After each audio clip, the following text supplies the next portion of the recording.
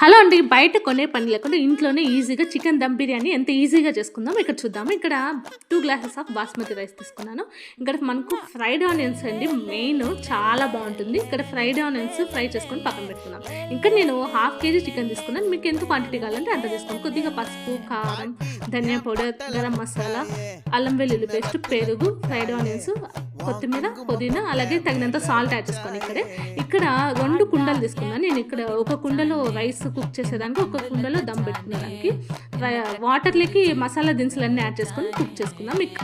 ఇంకో కుండ పెట్టుకొని దాంట్లోకి ఆయిల్, అలాగే ఆనియన్, పచ్చిమిర్చి యాడ్ చేసుకొని చికెన్ కొద్దిసేపు ఉడికినిస్తే చాలా ఈజీగా భిన్న అయిపోతుందండి.